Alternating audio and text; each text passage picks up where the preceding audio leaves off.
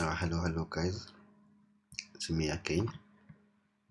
So today let's continue with the power supplies. Okay, I'm just gonna go ahead and try to remind everyone about the power supply. But today we'll be talking about the Mosfets. Okay, on the power supplies on the SMP power supply. Okay, let me repeat this again. Here we have the 19 volts. Okay, and the question was, a lot of people were confused on how some other power rails were generated. For instance, 3.3 volts, 5 volts, 1 volt for the CPU, 1.35 volts for RAM, or 1.5 volts for DDR3 RAM, all those kind of power rails.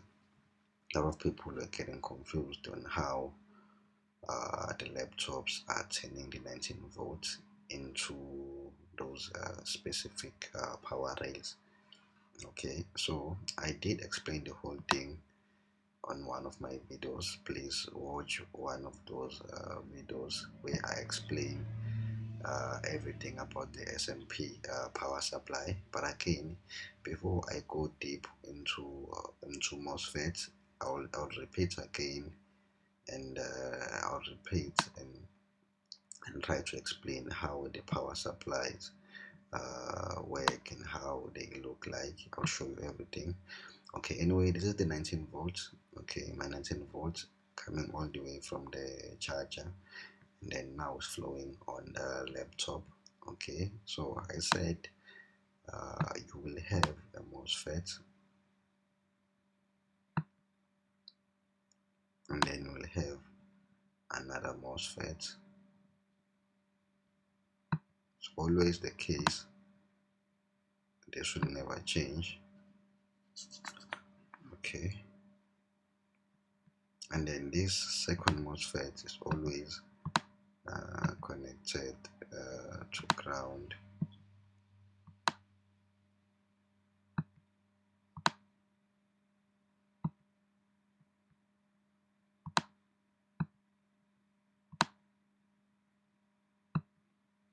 Connected to ground, and then these MOSFETs, they have gates. Okay, the two MOSFETs are being controlled by a chip. There will always be a chip. Okay, to make it more simple and easier for you, in this case I'm growing a power supply. Let me say for what? Okay, for a RAM. Okay, I'm drawing a RAM here. This is a RAM. This is my RAM. This is DDR3, and then as we mentioned before, DDR3 it's 1.5 volts. So we are trying to get the 1.5 volts from the 19 volts. This is how you're gonna get the 1.5 volts from the 19 volts. Okay, this is the chip. The chip always have like bunch of pins doing some other things. Okay,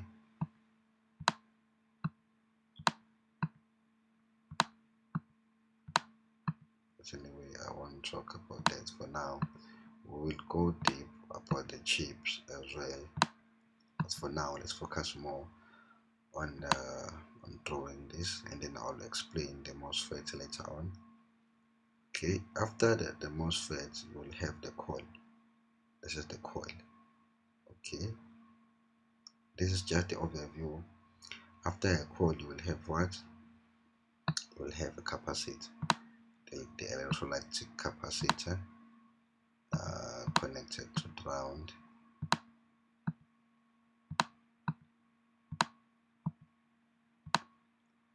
After the electrolytic capacitor you will have the titanium capacitor.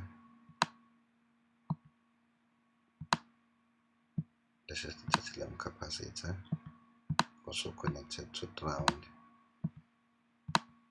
After the titanium capacitor, I said you can have any capacitors, but they will put the ceramic capacitors connected to ground.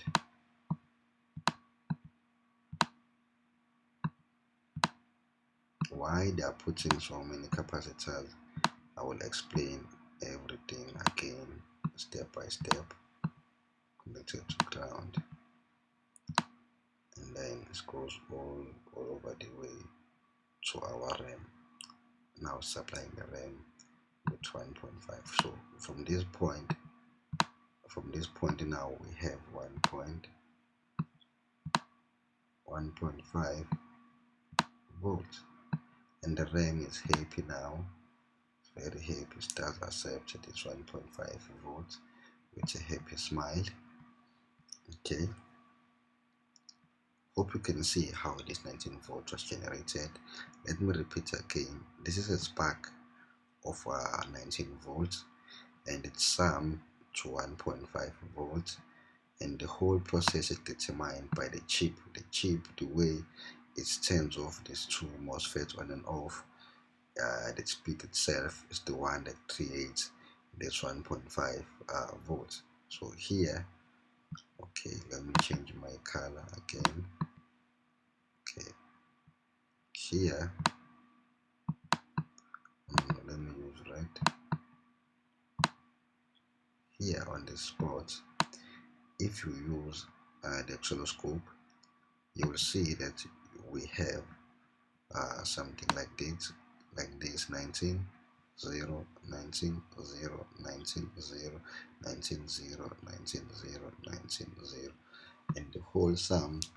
Okay, this is 19.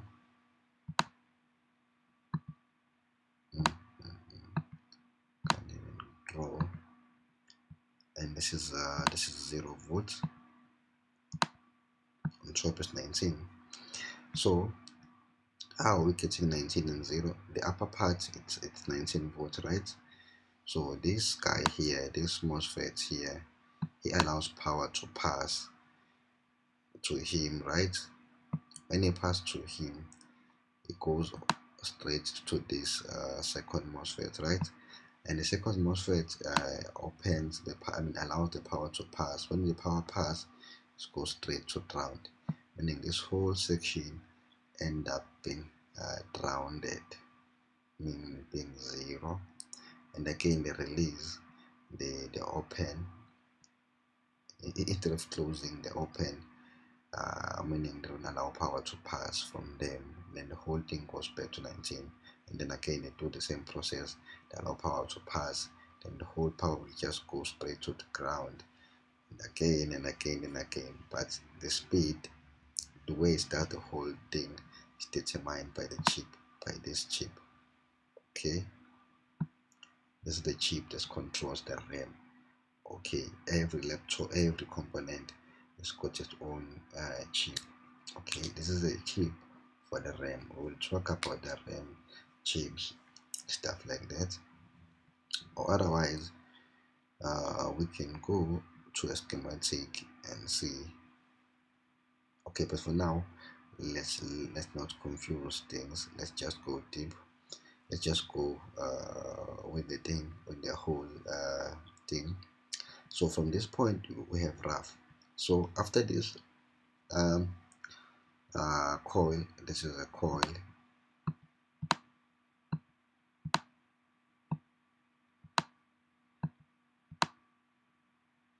Always. And these are capacitors, different type of capacitors. So when you come here after this capacitor and you try to check using an oscilloscope, you'll see that the wave has changed. Now you have smooth voltage, and then again after this point you will have more smoother voltage. Now it's more like straight. Then after this point again, you will have straight, steady electricity. It's no longer turning on and off. It's more constantly. You understand? So anyway, today we are focusing more. We are focusing here. Today we are focusing here on the MOSFETs, because I'm pretty sure you are confused how these guys are switching on and off, stuff like that. Anyway, don't be. I'm gonna explain the whole thing. Don't save. Okay. Okay. So the MOSFET. What can I say? Okay, let me just draw this. Let's say here we have 19 volts, right? And yeah, it's always the case. We have 19 volts coming from the charging port, going to the motherboard. This is the power at 19 volts, and then between them there is a gap.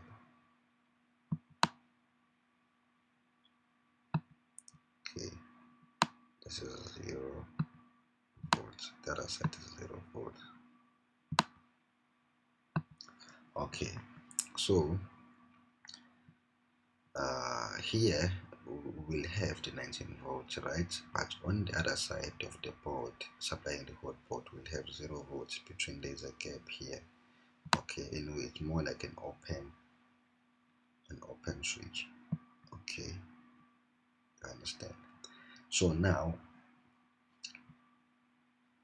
it's gonna be very hard to control the switch.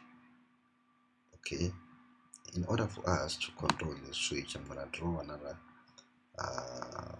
thing. Power rail, same power rail, 19 volts, still 19 volts. Okay, it's gonna be hard to control this section, right? To make it more easier, we use the MOSFET. Okay, so the MOSFET, something like this. They have. Okay, let me just draw the MOSFET.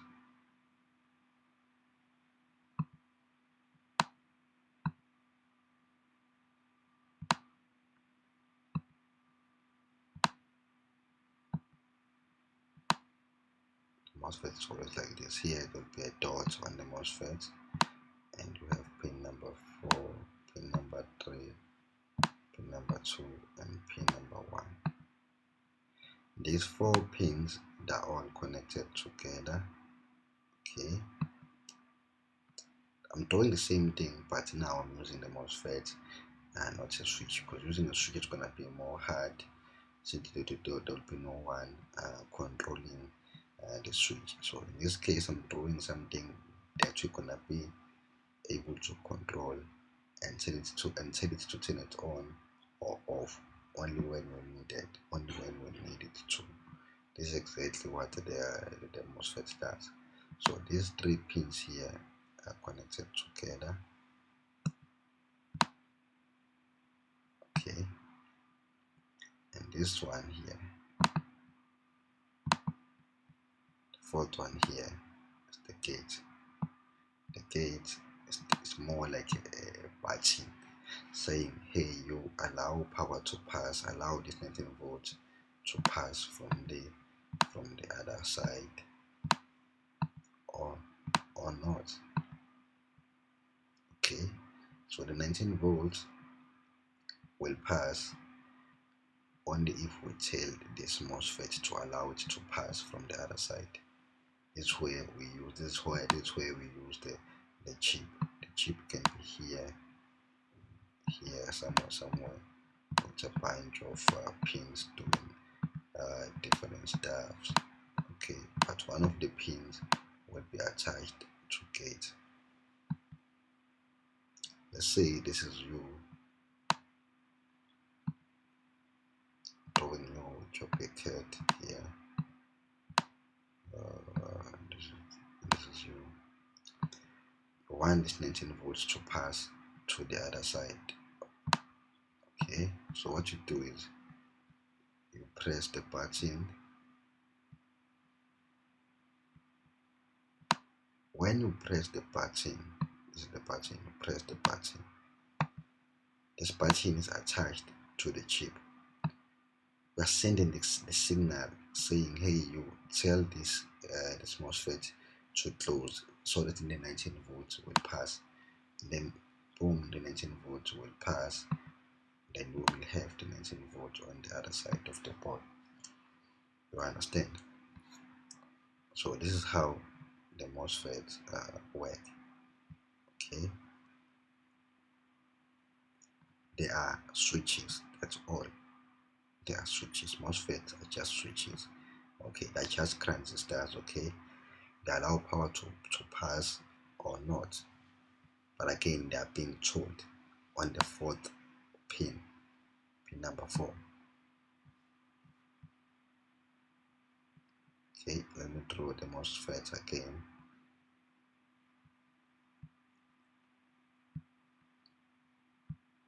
I'm using the simple method of drawing the MOSFETs, but again this is not a proper sign for the MOSFET. Okay, the MOSFET is gonna be something like this. They're always in this shape. Then here you will have a rounded dot or a mark here, round mark here. This round mark here, it means it's pin number 1, pin number 2, pin number 3, and pin number 4.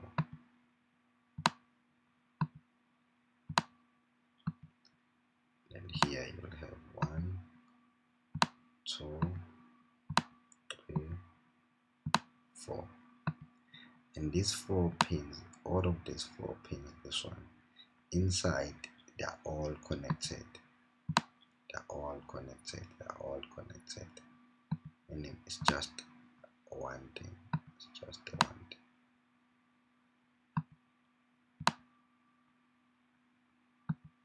It's just the one thing. Okay. And then these 3 ones here as well, they are all connected together. This 3 all connected together, meaning it's just one thing. They are all connected together, but the 4th one is the gate. This is the gate. This is the switch. Remember when I was saying this is the gate, the 4th pin, it's the gate. Okay, it tells the MOSFET to allow the power to pass or not. Okay, now the power does pass because we told the gate to allow power to pass or not. Okay, but anyway, I'm gonna close it here. I hope you watch the next video when I go deep into MOSFET. But for now, I was just making it more simple for you guys. I hope you learned something. But this is how the MOSFETs are. 4th pin are connected together, then the 3rd one connected together. The 3 ones are connected together, and the 4th one is floating alone. It's just a gate. Okay, it's more like a button. It's more like an enable, saying enable or disable. Anyway, thank you so much, guys. Please watch more of my videos. You will learn and understand electronics.